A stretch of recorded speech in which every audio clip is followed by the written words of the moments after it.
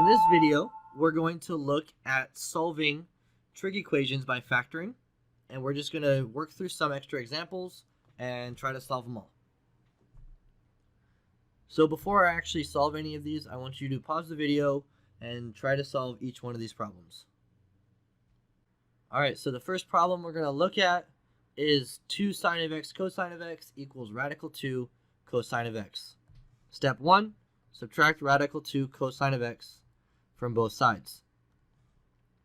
So I get 2 sine of x cosine of x minus radical 2 cosine x equals 0.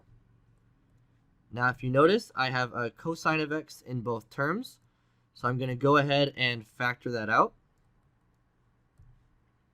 And I'm left with a 2 sine of x minus radical 2 is equal to 0. So now using the zero product property, I can set both of these equal to 0.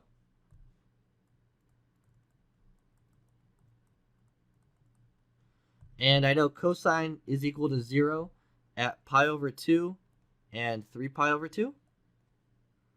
And then I go ahead and I solve the right side. So I get 2 sine of x is equal to radical 2. And I get sine of x is equal to radical 2 divided by 2. And I know this is true at pi over 4 and 3 pi over 4. So a habit I have is actually writing these in the order that they appear on the unit circle. This is optional. You don't have to do this. You can just box all your answers. I just like to have them all in one place. Okay, so for the next one, we have 2 sine of x cosine x is equal to radical 3 sine of x. Very similar, but just a little different. So the first thing I do is I subtract that radical 3 sine of x from both sides. And I get 2 sine of x cosine x minus radical 3 sine of x is equal to 0. I notice that they both have a sine of x, so I go ahead and factor that out, and I get sine of x, parenthesis, 2 cosine is left, minus radical 3 is equal to 0.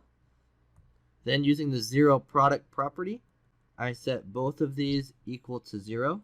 And I know sine is equal to 0 when x equals 0 and when x equals pi. Then I have to go ahead and solve the right equation. So I get 2 cosine of x is equal to radical 3.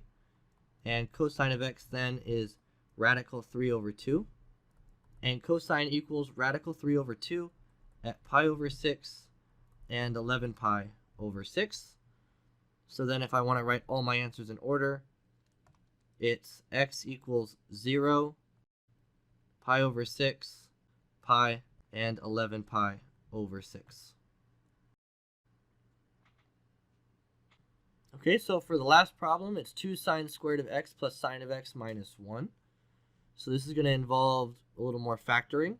I'm going to let u equal sine of x. If you're comfortable factoring without doing this, you can go ahead and factor right away. I just like to put the u variable while I'm practicing until I get comfortable factoring sines, cosines, and other trig functions. So this is going to factor down to 2u, a u, a 1, and a 1, a plus, and a minus. And that whole thing is equal to 0. So I go 2u minus 1 equals 0, and u plus 1 equals 0. So here u is going to equal 1/2, and here u is going to equal negative 1. So then what we do is we put our trig function, sine of x, back in for u. So we get sine of x is equal to 1/2, and sine of x is equal to negative 1. And we know that x equals whenever sine of x is 1/2, and sine of x is 1/2 at pi over 6 and 5 pi over 6, and sine of x is equal to negative 1 at 3 pi over 2. So then our answers are pi over 6, 5 pi over 6, and 3 pi over 2.